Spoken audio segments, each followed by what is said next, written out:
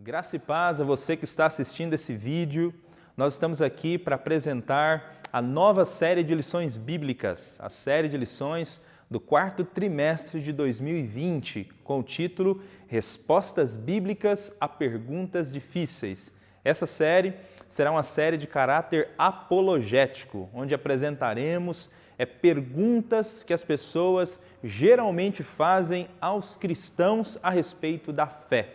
Para isso, eu queria começar essa nossa conversa com a leitura de um texto da Palavra de Deus.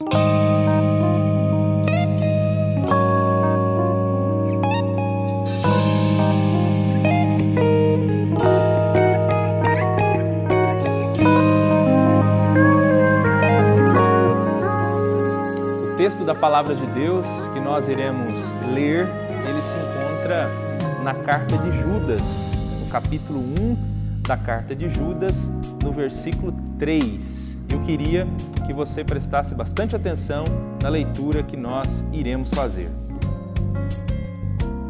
Diz assim a Escritura: Amados, embora planejasse escrever-lhes com todo o empenho sobre a salvação que compartilhamos, entendo agora que devo escrever a respeito de outro assunto e insistir que defendam a fé que de uma vez por todas foi confiada ao povo santo. Observe que Judas traz para todo cristão, nesse texto, um chamado, uma convocação para a defesa da fé cristã, para que nós cristãos batalhemos pela fé que um dia abraçamos. Quando Judas fala de fé, nesse texto, ele está pensando na fé no sentido objetivo, porque a fé na Bíblia Sagrada, ela aparece em pelo menos dois sentidos. No sentido subjetivo, quando é relacionada à confiança que temos em Cristo, aquela confiança que depositamos em Jesus como nosso Senhor e Salvador, e também ela é apresentada no sentido objetivo. E quando ela é apresentada assim, é uma referência a crenças e a doutrina cristã. Parece que é nesse segundo sentido que Judas usa a palavra na sua carta, fé no sentido objetivo, de crença e de doutrina. Exatamente porque na época dele, algumas pessoas haviam se infiltrado no meio dos cristãos e estavam disseminando doutrinas que são contrárias à palavra de Deus e à fé cristã que um dia os cristãos abraçaram. Então Judas convoca os cristãos para defender a fé. E ele faz isso baseado na sua confiança de que essa fé foi dada de uma vez por todas. A fé que nós abraçamos é a fé que os apóstolos transmitiram para a igreja. E a doutrina, conforme apresentada pelos apóstolos, ela já está na sua forma final. Não há nada mais a ser incrementado e não há nada mais a ser excluído. E na época de Judas estavam surgindo pessoas trazendo novidades à fé cristã. Então Judas se levanta e convoca a igreja a defender a fé cristã, a verdade do Evangelho, diante dessas inovações que estavam surgindo na sua época. É um desafio para nós também, cristãos do século XXI, defender a fé cristã, especialmente vivendo num mundo plural como o nosso, em que a verdade do Evangelho, às vezes, é apresentada por muitas pessoas como mais uma na prateleira de verdades do nosso tempo e da nossa sociedade. Ela é apresentada como mais uma opção dentre as várias opções de verdades que nós temos no nosso tempo. Mas não é assim que nós acreditamos e não é assim que a fé cristã é apresentada na Palavra de Deus. O Evangelho é a verdade e nós somos desafiados, mesmo nesse tempo plural, a defender a fé cristã como a verdade que uma vez por todas foi entregue aos santos. Essa é a proposta dessa lição bíblica. Nela, nós estudaremos ao menos 13 questões, 13 perguntas que são feitas por pessoas a respeito da fé cristã, às vezes para tentar diminuir a fé cristã, às vezes para tentar mostrar contradições relacionadas à fé cristã. Então nós vamos lidar seriamente e honestamente com essas perguntas nessa lição bíblica. Perguntas como se a Bíblia é confiável, perguntas como Jesus, ele era mais do que um simples homem, como provar que Deus existe, fé e ciência são inimigas, qual a origem do universo, como lidar com o problema do mal. O Deus do Antigo Testamento era um Deus mau e truculento e o Deus do Novo Testamento é o Deus do amor. Então essas e outras questões serão estudadas nessa lição bíblica. Além disso, nós também separamos uma lição desta série para falar sobre aqueles movimentos que se apresentam às vezes como comunidade cristã, mas que estão indo além da doutrina apresentada na Escritura Sagrada, deixada a nós pelos apóstolos. A nossa oração é que essa série de lições bíblicas seja desafiadora para você, ela seja edificante para você e ela lhe incentive ainda mais a batalha pela fé que uma vez por todas foi entregue aos santos. Que Deus abençoe nessa jornada de estudos, bons estudos, para a glória de Deus.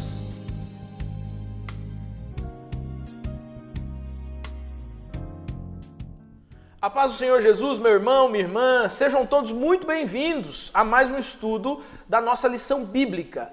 Como você sabe, nesse trimestre nós estamos estudando a respeito da unidade cristã. Um só povo é o tema dessa série de lições que estamos caminhando agora para as últimas lições. Hoje vamos estudar a lição de número 11, né? A nossa lição termina na lição 13, então temos mais 2 semanas para encerrar essa série de lições. Ao longo desse trimestre, nós temos desenvolvido essa temática a respeito da unidade cristã. E a nossa oração é que, de fato, cada lição dessa tenha sido e esteja sendo edificadora para a sua vida. Antes da gente apresentar o comentarista dessa lição de hoje, eu queria convidar você a compartilhar esse link com o máximo de pessoas que você conseguir. Compartilhe aí com seus amigos do WhatsApp, do Facebook, no Instagram. Fomente isso para que outras tantas pessoas tenham acesso a esse conteúdo, tenham acesso a esse estudo. Como nós temos feito aqui todas as semanas, eu quero agradecer você que está conectado com a gente. São milhares de pessoas todas as semanas participando, tanto no YouTube como no Facebook, da nossa lição bíblica.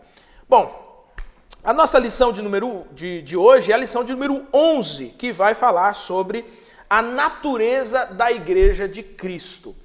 Para comentar essa lição, nada mais, nada menos do que o pastor Eleilton, mais uma vez aqui com a gente, que vai nos ajudar a compreender um pouco esse tema tão interessante e tão profundo para a unidade da igreja. Pastor Eleilton, seja bem-vindo mais uma vez. Obrigado, pastor Samuel. Uma alegria estar aqui com você novamente. Graça e paz para todos os irmãos e irmãs que estão nos acompanhando nesse momento. Esperamos em Cristo que seja um tempo abençoado de conversa, de conteúdo, de comentário sobre essa lição, sobre esse tema realmente muito importante diante desse assunto principal da lição bíblica, que é a unidade cristã. Amém. Bom, num estudo sobre a unidade cristã, não poderia, obviamente, ficar de fora um estudo sobre a natureza da igreja. Qual é a origem da igreja? Qual é a missão da igreja? Qual é o papel fundamental da igreja? E entender isso é primordial, essencial, até mesmo para a gente solidificar tudo que temos estudado a respeito da unidade. Por que precisamos ser uma igreja unida? E por que ser essa igreja dentro do propósito de Deus? Então a gente precisa entender qual era esse propósito, qual é o propósito de Deus ao trazer a igreja, a criar a igreja, ao sustentar a igreja. E é justamente sobre esse tema que a nossa lição vai falar um pouco agora. Pastor Eleilton, você acha que existe, de alguma maneira, uma falta de compreensão naquilo que, ou pelo menos uma distorção a respeito disso que nós estamos chamando de natureza da igreja?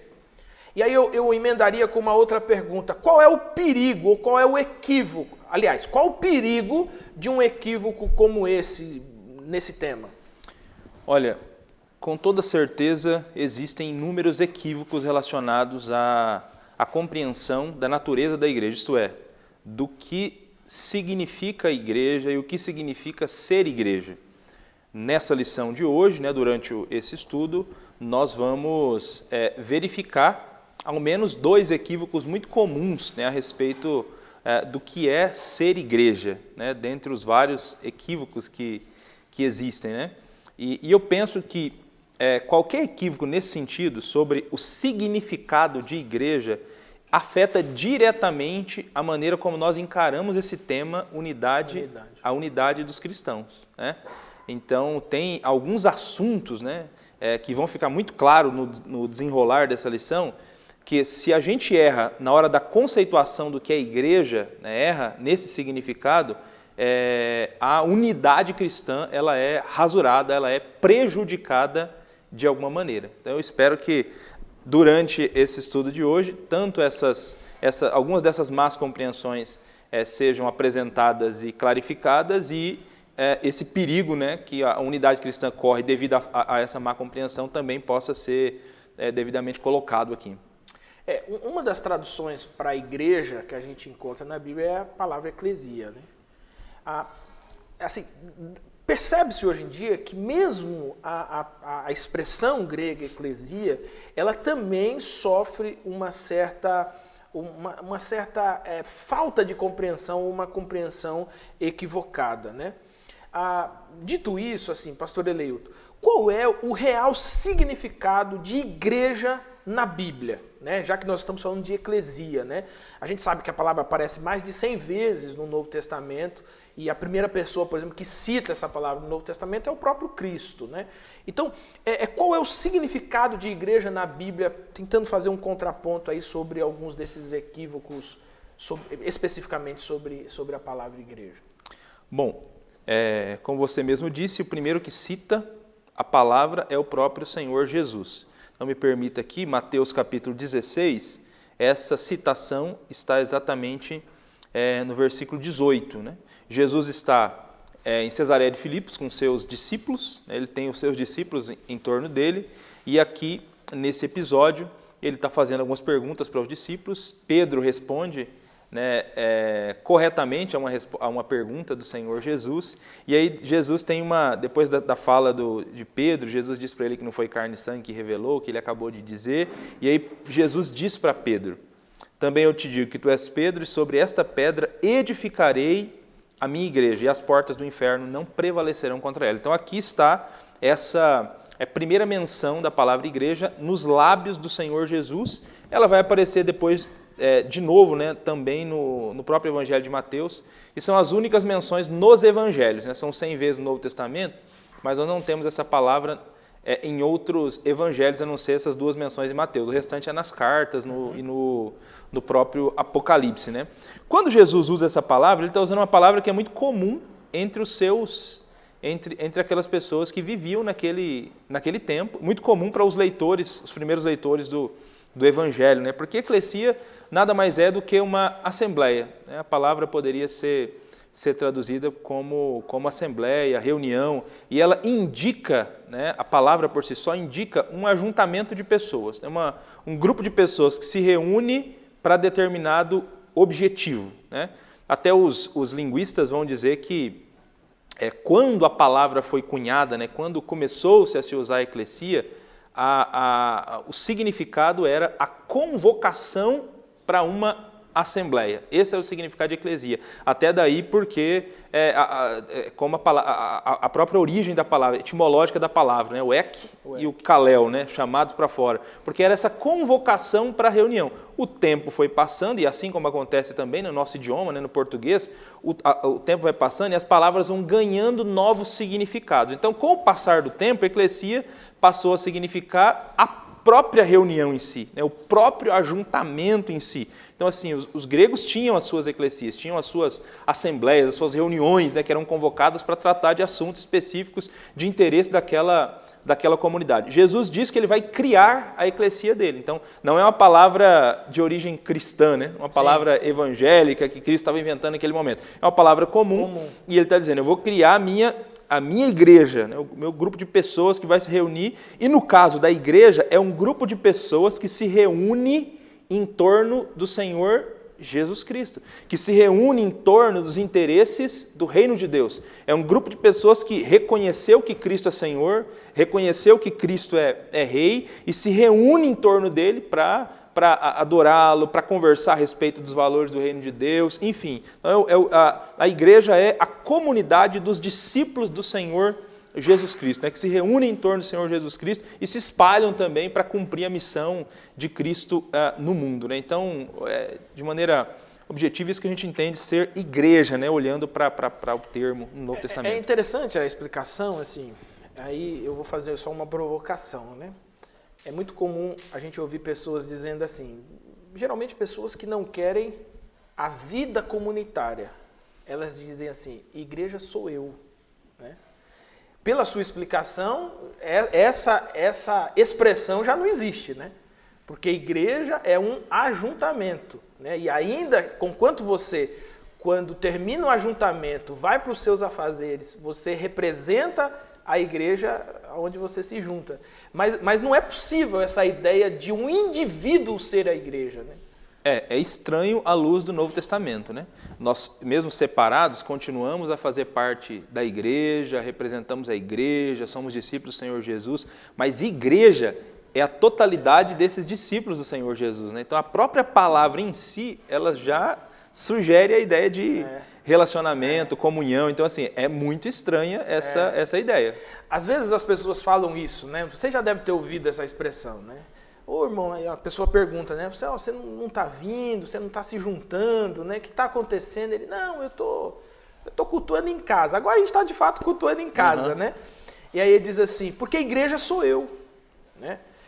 Em outras palavras, se transforma numa justificativa para não viver a comunidade, para não viver o koinonia, né, digamos, né? Para não viver o ajuntamento, né?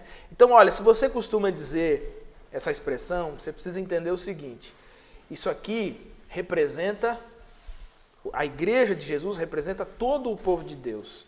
Então você não é igreja, nós somos igreja. E conquanto ainda estejamos individualizados no sentido de estarmos pessoalmente em determinados lugares que outros irmãos não estão, nós continuamos sendo, no plural, a igreja de Jesus. Nós somos a igreja de Jesus. Nós somos expressão dessa igreja onde nós estamos. Então, assim, é bom dar uma vasculhada no coração e perceber se quando você usa essa expressão, eu sou igreja, você, na verdade, não está querendo justificar o fato de que você não quer viver em comunidade, de que você não quer desenvolver relacionamento, você quer ser um indivíduo sozinho, solitário, tentando viver uma espiritualidade que, dentro do seu conceito, seja uma espiritualidade mais profunda. Deixa eu te dizer uma coisa, à luz da Bíblia Sagrada, à luz da Escritura, não é possível vivenciar a igreja sem você fazer parte da igreja. Então, igreja é ser e pertencer, né? Não tem como você viver uma espiritualidade sadia estando à parte do corpo de Jesus Cristo. Então, é bom repensar isso.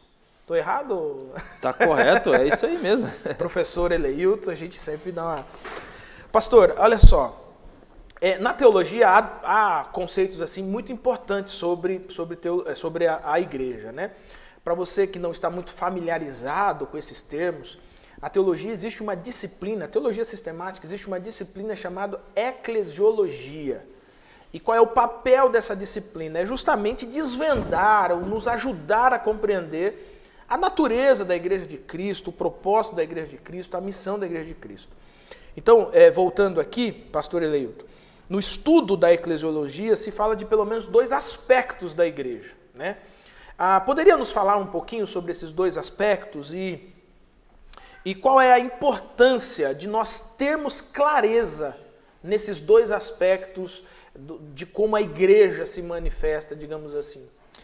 Bom, aqui eu acho que a gente começa a entender um pouco melhor aquela nossa fala inicial, né? Que se a gente não entende corretamente a natureza da igreja, e existem muitos equívocos em relação a isso, isso prejudica a unidade cristã. Então, quando a gente estuda o tema igreja, há pelo menos 2 distinções, uma distinção muito importante que precisa ficar claro. A igreja é vista no Novo Testamento como universal e como uma igreja local. Você tem essa ideia. A igreja é vista na perspectiva da igreja universal e vista na perspectiva da igreja local.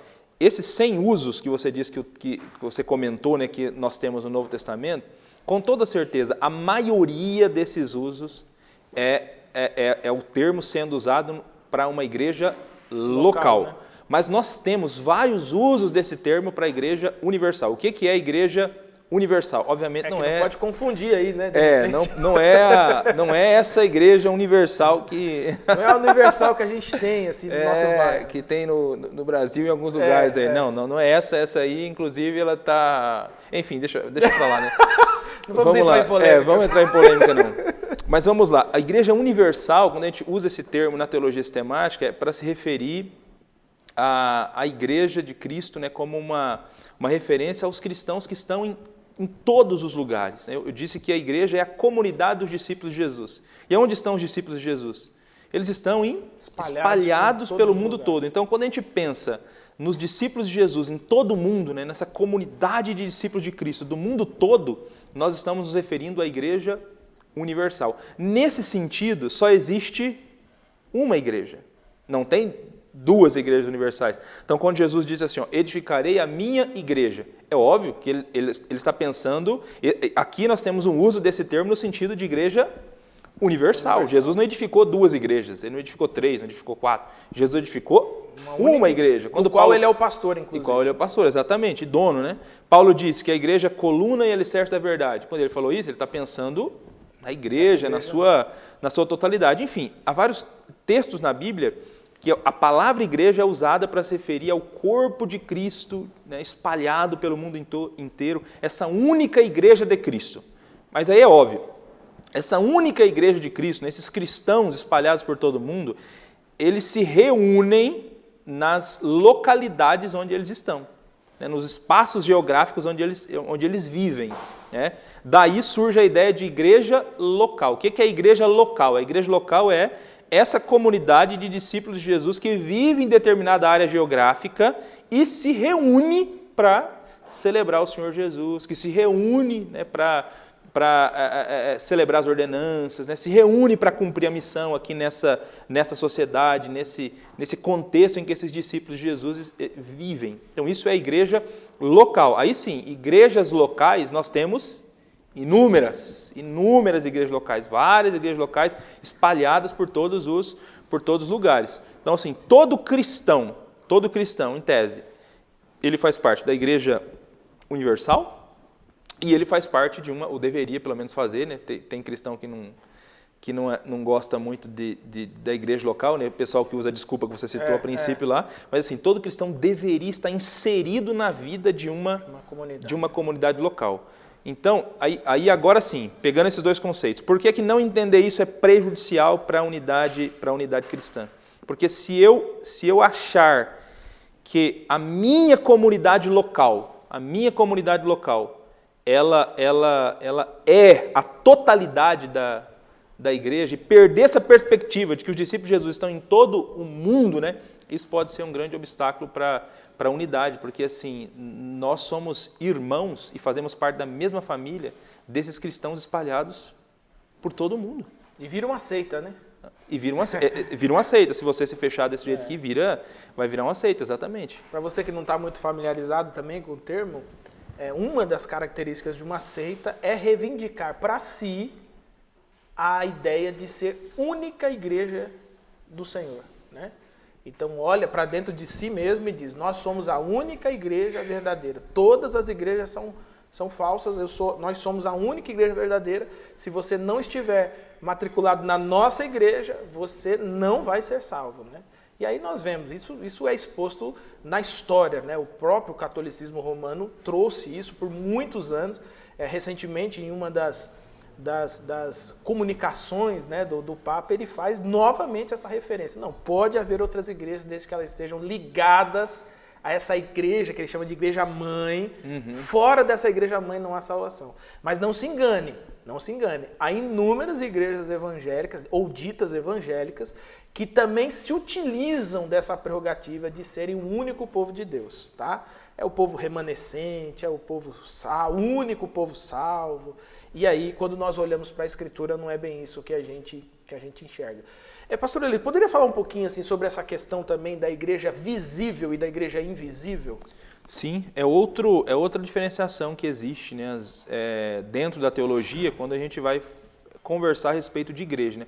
O que é a igreja visível? A igreja visível é essa igreja que a gente pode enxergar, né? Então a igreja está no bairro tal, da cidade tal, né? Vila Medeiros. Na rua tal. A igreja.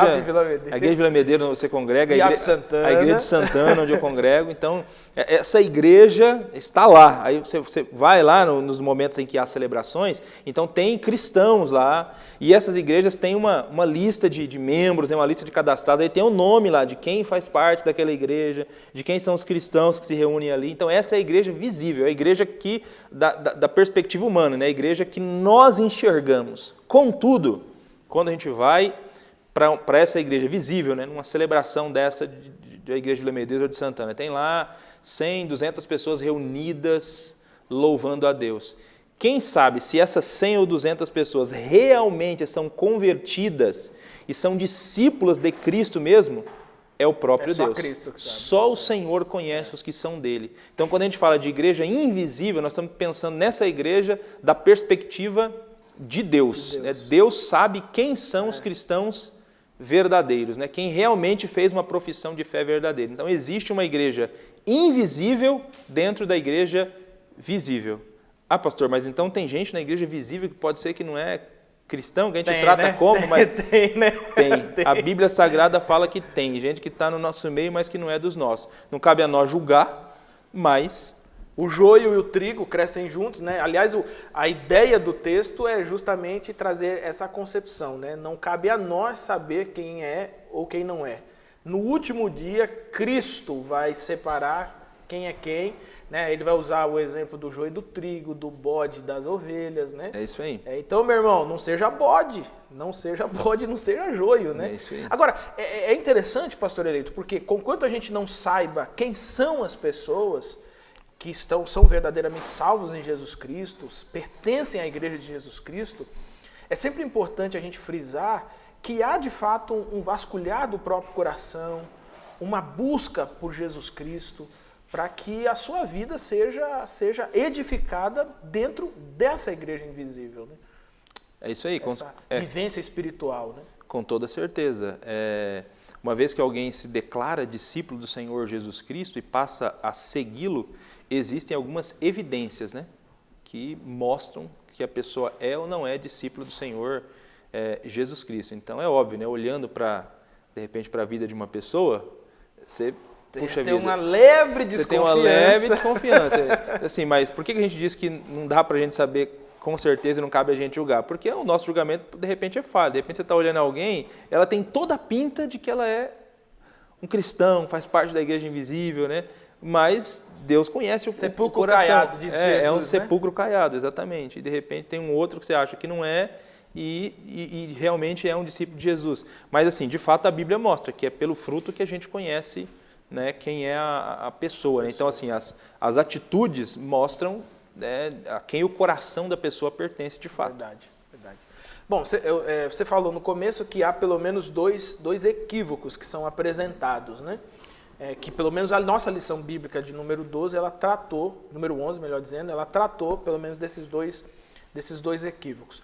Poderia falar um pouquinho a respeito desses equívocos que o termo igreja tem representado ultimamente? Sim. Ao longo do tempo, o termo igreja foi ganhando novos sentidos, né? Que não são bíblicos. Então, por exemplo, um equívoco que é muito comum até hoje, é um equívoco que a gente chama de templocentrismo, né? Que é confundir a igreja com o local onde a igreja se reúne. Confundir a igreja com o templo. Então, quando a gente diz assim, você não foi à igreja hoje, eu vou à igreja. É natural a gente usar isso, né? Porque está lá, é o local onde a gente se reúne e tal. Mas assim, da perspectiva bíblica, a igreja não é o lugar. A igreja não são as paredes. A igreja é o grupo de pessoas que reconheceu Jesus como Senhor e se reúnem naquele lugar, né? Essa concepção ganhou força no IV século, quando o imperador Constantino supostamente se converteu a Cristo, né? E com o passar do tempo, depois o Teodósio vai instituir que o cristianismo é a religião oficial do Estado do Império Romano, e aí as pessoas elas são obrigadas a se tornarem cristãs. Os templos pagãos, né? Templos suntuosos, né? Enormes catedrais, todas são confiscadas e passadas para a posse da igreja. Então, do nada a igreja se torna rica e ela passa a ter inúmeros templos, e a partir de então vai começar a se desenvolver esse conceito de que a igreja é o templo. Então, o templo é o lugar onde a gente se encontra com Deus, é o lugar onde a gente busca Deus, então é o lugar onde Deus está, é o lugar onde tem um grupo de líderes, né, de sacerdotes profissionais para te receber e te ajudar a viver a fé. Então, tudo isso vai sendo desenvolvido a partir da conversão do Constantino, desse movimento da igreja se tornar a igreja oficial do império, e até hoje a gente tem resquício disso, né? Até hoje a gente tem resquício disso. Você falou há pouco da igreja católica, tem um autor que diz que os evangélicos brasileiros eles têm alma católica, né? Então, às vezes a gente tem algumas coisas que a gente defende, pratica, que ainda é resquício dessa alma católica, alma católica nossa. E eu penso que uma das coisas está ligada exatamente a isso, ao templocentrismo, a confundir igreja com o templo. Então, isso é um problema, né? E o outro problema, que talvez aí vai afetar mais assim, cheio mesmo a questão da unidade, é confundir igreja com determinada denominação. É você achar que determinada denominação é uma igreja. Então, o que é denominação? Uma denominação é uma associação de igrejas unidas por determinada confissão de fé.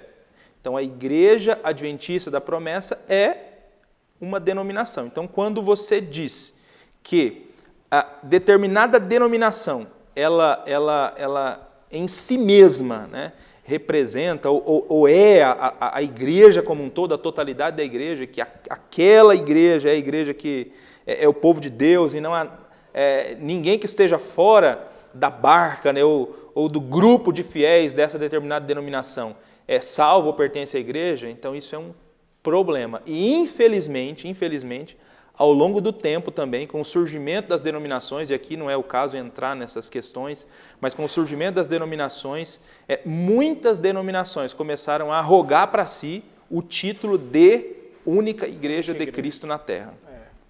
E você estava fazendo aí a explicação, e eu estava pensando aqui, né? O que de fato, quando você deu essa última explicação, dizendo que a igreja, a denominação, ela é um grupo, né, de pessoas que se reúnem em torno de uma confissão de fé. Sim. Né? E aí, como que nós identificamos, por exemplo, um adventista da promessa que esteja, sei lá em Chuí? Como que a gente identifica? Não é pelo tipo de roupa que ele usa, pelo tipo de música que ele ouve, mas é por aquilo que ele professa, né? Exatamente. É essa a ideia, né? É essa a ideia. Os adventistas da promessa, eles são reconhecidos por sua confissão de fé. Inclusive, na próxima lição, né? A lição de número 12, que tem como título Promessistas de Mãos Dadas, é uma lição que vai tratar da nossa confissão de fé, né? O que nos faz promessistas, né? O que nos faz esse povo, né? Por que a gente se identifica como promessista, né? Então é por conta da nossa confissão de fé. Nós somos uma denominação com uma confissão de fé que a gente acredita e defende, né? Bom, se a Bíblia então fala que não existe, né, pela Bíblia, uma denominação que seja exclusivamente povo de Deus, então uma denominação faz parte do povo de Deus, unidos ali por uma confissão, mas não é o povo de Deus exclusivamente, né?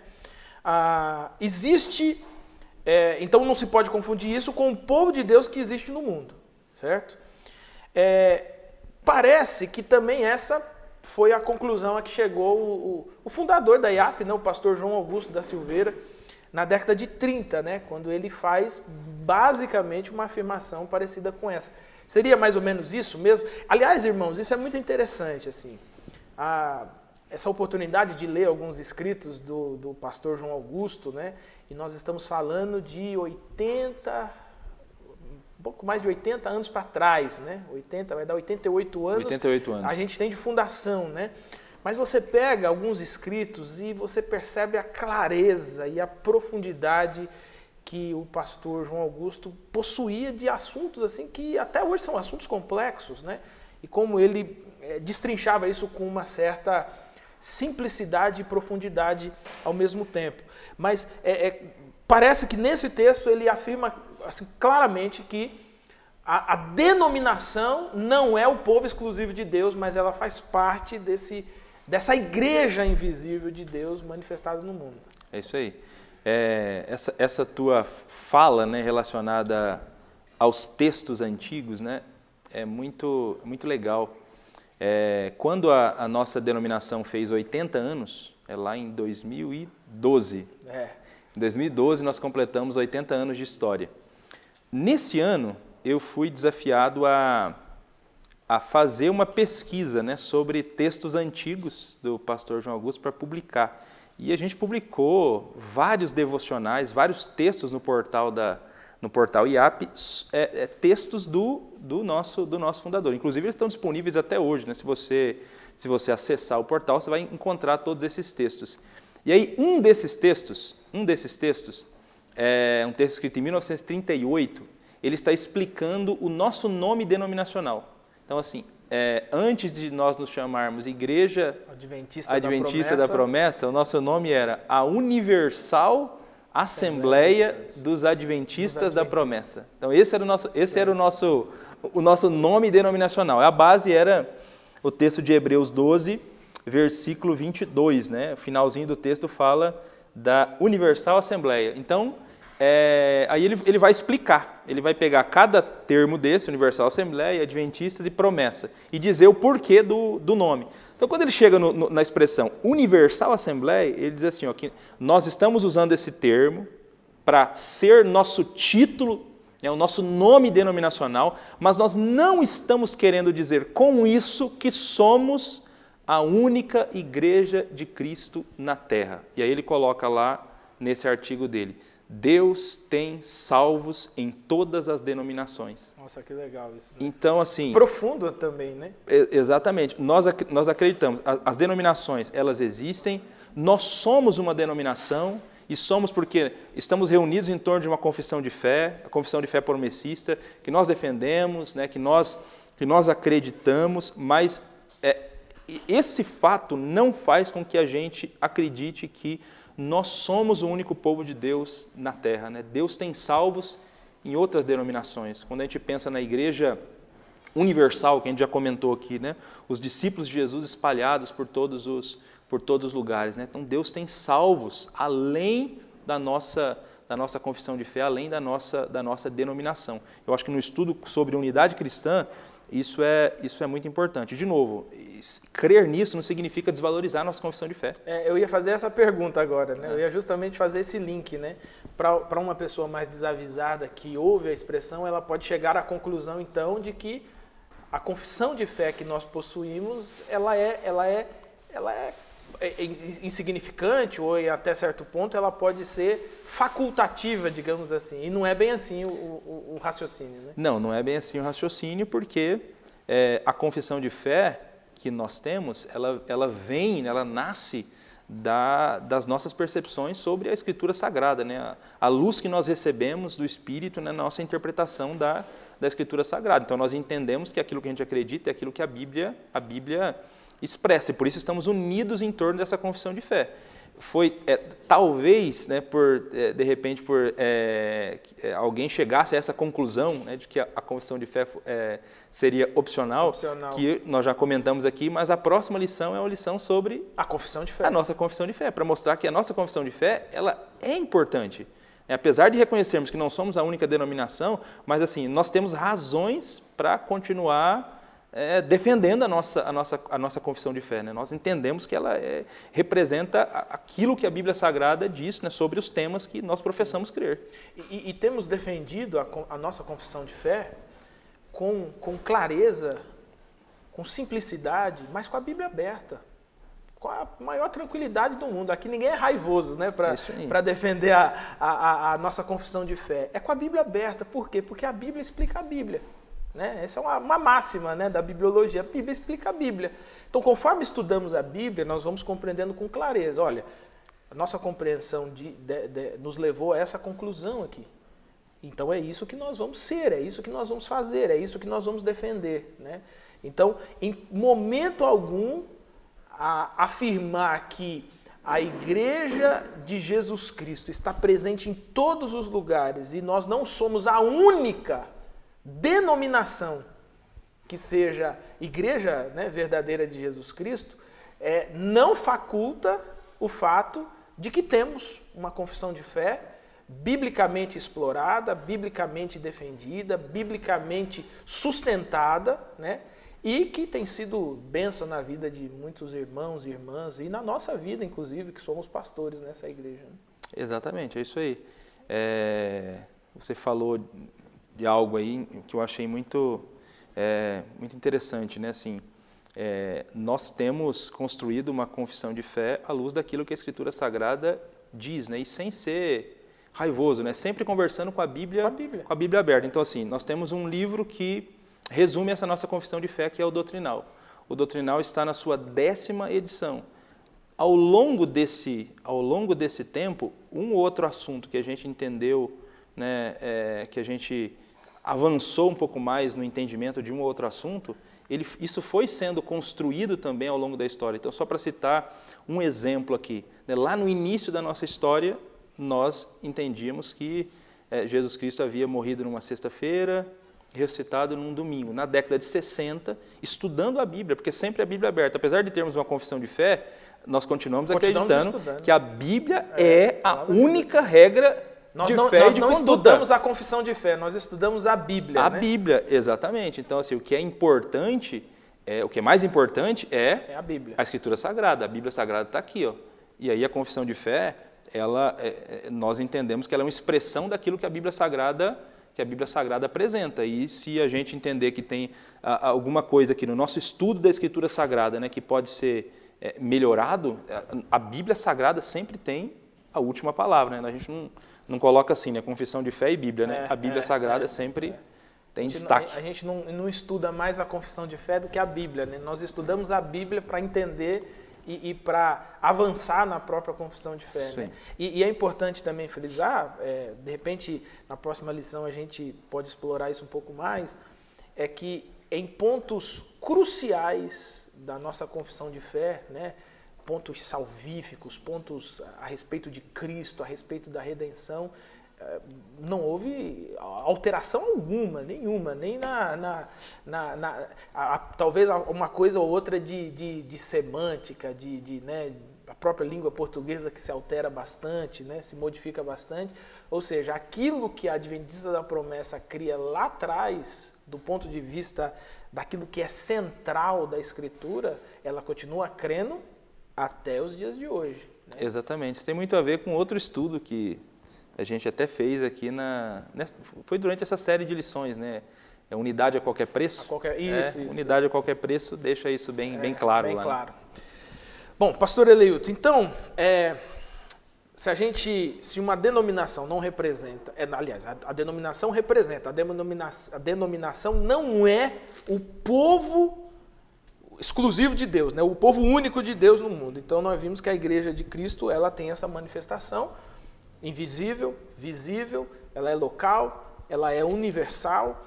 Então, com esses conceitos em mente, qual é o significado de fazer parte do corpo de Cristo? Né? Usando aí, pensando uma expressão do próprio apóstolo Paulo, né? Qual o significado de fazer parte desse corpo, dessa igreja na sua totalidade? O texto base dessa lição é 1 Coríntios 1, versículo 2.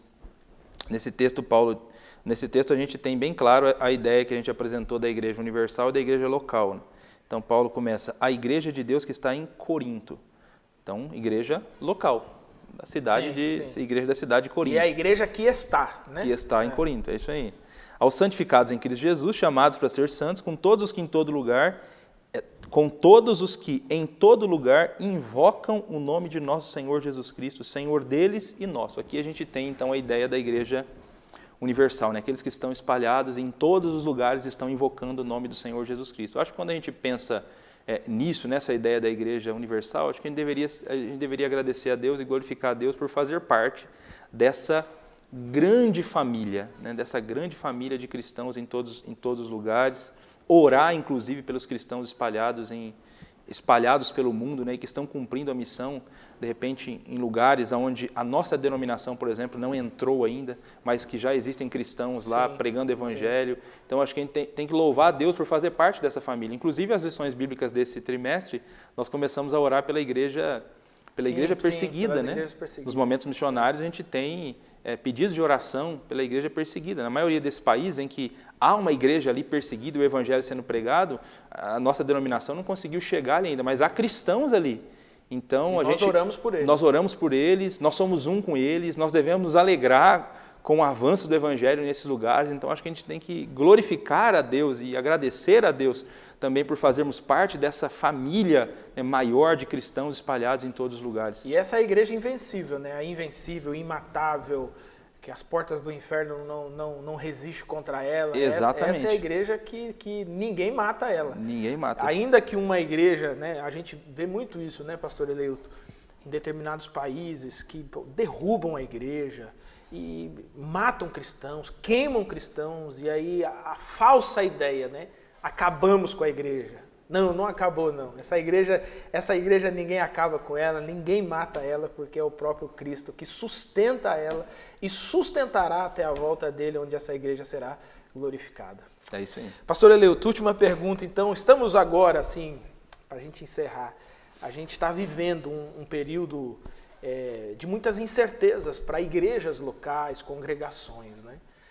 Nós estamos em pleno um período pandêmico, onde esse ambiente comunitário, de vivência comunitária, né, ele tem sido bastante restrito, e isso de fato causa algumas incertezas para muitas pessoas, né?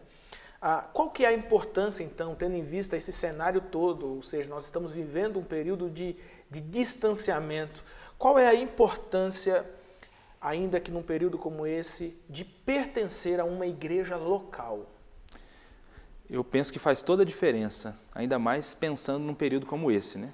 Se eu disse para você agora há pouco a importância de pertencer à igreja universal e agradecer a Deus, por isso, né, por fazer parte dessa grande família, faz toda a diferença também fazer parte de uma igreja local. Por quê? Porque é numa igreja local onde nós vamos desenvolver os nossos dons, onde nós vamos cumprir os mandamentos da mutualidade, né, onde vamos encorajar uns aos outros, chorar uns com os outros, né, dividir alegrias uns com os outros. Então, especialmente nesse momento, né, em que as pessoas estão isoladas umas das outras, né, que em alguns lugares começam agora a regressar os cultos, mas ainda é parcial, né, não é toda a comunidade que está voltando. Nesse período é importantíssima a figura da igreja local, né, porque nesse período cristãos podem ligar uns para os outros, cristãos podem mandar uma mensagem de WhatsApp, gravar um áudio para saber como está,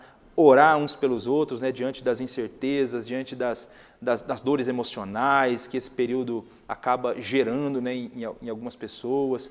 Então, assim, eu penso que faz toda a diferença fazer parte de uma comunidade, né, saber que você não está sozinho. Você pode, de repente, estar lá vivenciando um isolamento, né? Alguns mais do que outros, tem um isolamento aí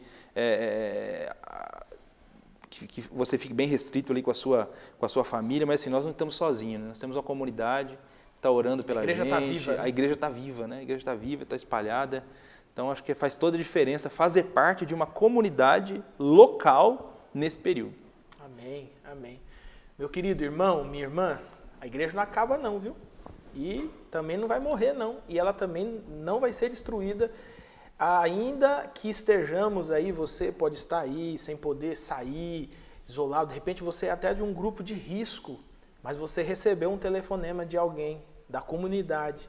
Você recebeu alguma manifestação de carinho, de cuidado sobre a sua vida. Isso é ser igreja de Jesus, local, você tem uma igreja local, você tem uma comunidade que conhece você, que sabe seu nome, que sabe das suas dificuldades, que te abraça, que caminha junto com você, mas que você também tem essa possibilidade de contribuir para o crescimento de outras pessoas, para abraçar outras pessoas. Então, você que está aí, e você já deve ter recebido um telefonema ou outro, lembre-se também de dar um telefonema, né? Lembre-se de se mostrar também preocupado com alguém, né? Porque é isso que é pertencer a uma igreja local. Pastor Eleuto, pode orar para a gente? Vamos orar. Para encerrar esse nosso estudo. Senhor, nós te glorificamos por essa oportunidade que tivemos de estar aqui, nesse ambiente online, e de mesmo nesse ambiente chegar até a casa dos teus filhos, das tuas filhas, falar a eles com base na tua palavra. Nós louvamos o teu nome por esse período de estudo e eu quero, nesse momento, Deus, apresentar a vida de cada um diante do Senhor, pedir que o Senhor continue nos ajudando a crescer na graça e no conhecimento do Senhor Jesus, entendendo dia a dia o que é igreja e o que é ser igreja. E entender o que é igreja, o que é ser igreja a partir da perspectiva bíblica, para que a gente possa glorificar a Deus com os cristãos que em todo o mundo, que em todos os lugares invocam o nome do Senhor Jesus Cristo. Ajuda-nos, Deus, a nos preocuparmos realmente com a evangelização do mundo todo, a orar por aqueles cristãos que estão em lugares onde a igreja é perseguida. Ajuda-nos também a valorizar a nossa igreja local, Deus, aquele grupo de cristãos com quem nós dividimos a fé, que nós nos reunimos semana após semana, aqueles cristãos que a gente tem contato, que a gente possa sempre louvar o Teu nome e participar ativamente, Deus, da nossa comunidade. Nós te glorificamos por isso, te glorificamos, Jesus, pela igreja, porque a igreja é uma ideia sua, Jesus. A igreja é um projeto e um empreendimento seu. O Senhor decidiu edificar essa comunidade e nós louvamos o Teu nome por pertencermos, por fazermos parte dessa comunidade. Continua nos ajudando, no nome de Cristo nós oramos. Amém. Amém. Pastor Eleuto, mais uma vez, obrigado. Meu irmão, minha irmã, se você quer saber um pouquinho mais sobre esse assunto que nós dissemos aqui, eclesiologia, você pode entrar lá, portalsetup.org, é o site do nosso Centro de Estudos Teológicos. Nós temos um livro, inclusive, chamado, um livro de teologia sistemática, especificamente sobre eclesiologia, que você pode adquirir para aprender um pouco mais. Agora, se você quiser aprofundar ainda mais, portalsetup.org, nós temos turmas aí que estão abertas às matrículas para você estudar teologia, aprofundar o seu conhecimento e poder contribuir ainda mais com a sua igreja local. Que Jesus abençoe sua vida, que Jesus sustente você por todos esses dias, por essa semana, e nós nos encontramos na próxima semana para mais um estudo da nossa lição bíblica, Promessistas de Mãos Dadas. Você não pode perder esse estudo. Nos vemos no próximo sábado às 9 horas. Que Jesus te abençoe e até lá. Olá, meus irmãos e irmãs, amigos e amigas, que a paz do Senhor esteja com vocês. Esse é o Momento Missionário da Junta de Missões, série Encontros que Transformam. Hoje refletiremos sobre o encontro de Jesus com o cego mendigo que esmolava à beira do caminho na cidade de Jericó, conhecido por Bartimeu. Diz assim a palavra de Deus no capítulo 10 do Evangelho escrito por Marcos, versículo 47. E, ouvindo que era Jesus de Nazaré, começou a clamar e a dizer: Jesus, filho de Davi, tem misericórdia de mim. Jesus e sua caravana prosseguiam em missão. Seus discípulos ainda permaneciam ao seu lado. A obra missionária de cura e salvação avançava. Eles estão no caminho para a cidade de Davi, onde Jesus seria crucificado. Uma numerosa multidão acompanhava Jesus e seus discípulos. Nesse contexto, o cego Bartimeu, ou filho de Timeu, sentado à beira do caminho, mendigando pão, humilhado e necessitado, ouve falar de Jesus e começa a gritar desesperadamente no desejo incontido de chamar a atenção de Jesus de Nazaré. Muitos tentam impedi-lo provavelmente pensando que Jesus jamais pararia, uma vez que tinha coisas mais importantes para realizar. A reação do cego, entretanto, surpreende a todos, pois a Bíblia afirma que o filho de Timeu grita cada vez mais alto: Filho de Davi, tem misericórdia de mim. Jesus, embora tivesse pressa de chegar a Jerusalém, para e diz: chama o homem cego. Com essas palavras e ações, Jesus clarifica uma vez mais que com ele todos podem ter uma segunda chance. Todos podem recomeçar. Após a ordem de Jesus, o cego é abordado por alguns e ouve: levanta-te, tem bom ânimo, ele te chama. Jesus dá a Bartimeu a chance de expressar suas necessidades, fazer seus pedidos. O que queres que te faça? O cego mendigo responde, sem pestanejar: Senhor, que eu torne a ver. O cego tem certeza que está diante do único que tem o poder de restaurar sua visão e sua própria vida. Por isso responde com fé e ousadia: sim, eu quero ver. Jesus finalmente declara: vai, a tua fé te salvou. Isso é simplesmente maravilhoso para mim. Jesus é realmente aquele que transforma vidas e circunstâncias. Vejam a beleza do texto bíblico no final do versículo 52. E logo viu e seguiu a Jesus pelo caminho. O homem mendigo se encontrou com Jesus, teve sua vida completamente transformada e passou a viver e a seguir Jesus pelo caminho. O homem à beira do caminho passa a seguir e andar pelo único e verdadeiro caminho. Jesus transformou o homem. Jesus levou o homem da sarjeta a um discípulo amado. Transformou o homem da roupa rasgada e fétida em homem de honra. Jesus transformou o homem maltrapilho em seguidor do Messias prometido. Transformou a pessoa desprezada, rejeitada, oprimida, esquecida, ultrajada em um ser humano respeitado, honrado, estimado. Jesus faz tudo novo, realiza o impossível, faz milagres, transforma todas as circunstâncias e contingências da vida. Jesus transforma vidas, Jesus dá nova vida. Você já se encontrou com Cristo Jesus? Renove o seu sagrado compromisso de viver em missão. Jesus ainda não alcançou o teu coração como único e suficiente Salvador? Faça isso agora. Fale com Ele, declare o seu senhorio, tenha a sua vida completamente transformada e venha participar da equipe de Jesus. A propósito, participe com a Junta de Missões na proclamação do Evangelho, da salvação e da manutenção dos projetos missionários no Brasil e exterior. Faça a tua oferta. Na tela temos o QR Code, as contas da Junta de Missões para transferência e depósitos. Se por um motivo você não pode fazer os depósitos via sistema bancário, fale com os tesoureiros locais e participe também desta missão. Ajude-nos no cumprimento da missão de Cristo na Terra.